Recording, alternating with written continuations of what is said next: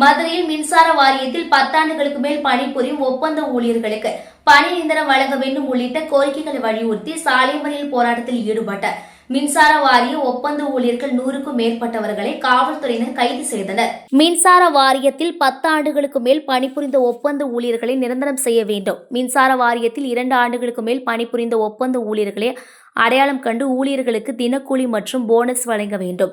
2021 சட்டசபை தேர்தலில் திமுக அரசு அளித்த வாக்குறுதிகளின்படி ஒப்பந்த ஊழியர்கள் நிரந்தரம் செய்ய வேண்டும் உள்ளிட்ட கோரிக்கைகளை வலியுறுத்தி தமிழ்நாடு மின் ஊழியர் மத்திய அமைப்பு சார்பில் நடைபெற்ற மறியல் போராட்டத்தில் மின்சார வாரியத்தில் பணிபுரியும் 100க்கும் மேற்பட்ட ஒப்பந்த ஊழியர்கள் கலந்து கொண்டனர். மதுரை அழகர் கோவில் சாலையில் இருந்து பேரணியாக புறப்பட்டு வந்த ஒப்பந்த ஊழியர்கள் கோபுது தலைமை பொறியாளர் அலுவலகத்தின் முன்பாக அமர்ந்து போராட்டத்தில் ஈடுபட்டனர்.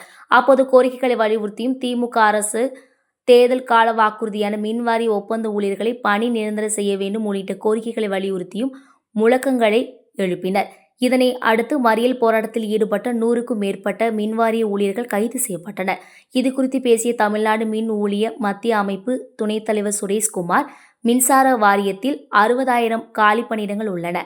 இதில் 30,000 காலி பணியிடங்களுக்கு தகுதி வாய்ந்தவர்கள் மின் வாரிய ஒப்பந்த பணியாளர்கள்.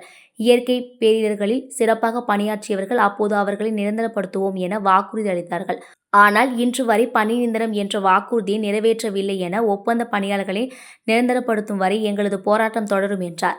மேலும் விரைவில் மாநிலம் தழுவிய காத்திருப்பு போராட்டத்தை நடத்த உள்ளதாகவும் தெரிவித்தார்.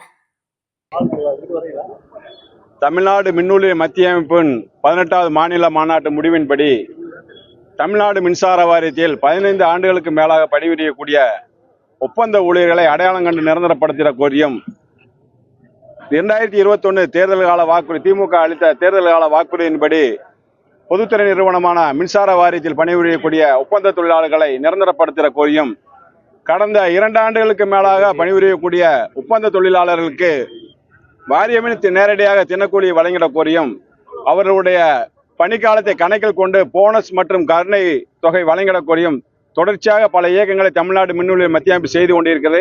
அதன் ஒரு பகுதியாக இன்று தமிழகம் தழுவிய மறியல் போர் என்பது தமிழ்நாடு மின்னூழியர் மத்திய அமைப்பு நடத்தி கொண்டிருக்கின்றது. அதன் ஒரு பகுதியாக மதுரையில் நடைபெறக்கூடிய இந்த ஆர்ப்பாட்டம் இந்த வாரியத்தையும் இந்த மின்சார வாரியத்தையும் தமிழ்நாடு அரசையும் மிக வன்மையாக கண்டிப்பதோடு உடனடியாக இன்று பணிபுரியக்கூடிய இந்த ஒப்பந்த தொழிலாளர்களை அடையாளம் கண்டு நிரந்தரப்படுத்திட கோரி தொடர்ச்சியான போராட்டங்கள் நடத்துவது, அதே மாதிரி மாநில மையம் எடுத்து அடுத்த கட்ட நடவடிக்கையாக காத்திருப்பு போராட்டம் என்பதை அறிவித்திருக்கின்றது.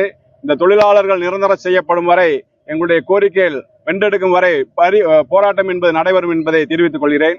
நன்றி, வணக்கம். சுரேஷ்குமார், மாநில துணைத் தலைவர், தமிழ்நாடு மின்னூழியர் மத்திய அமைப்பு.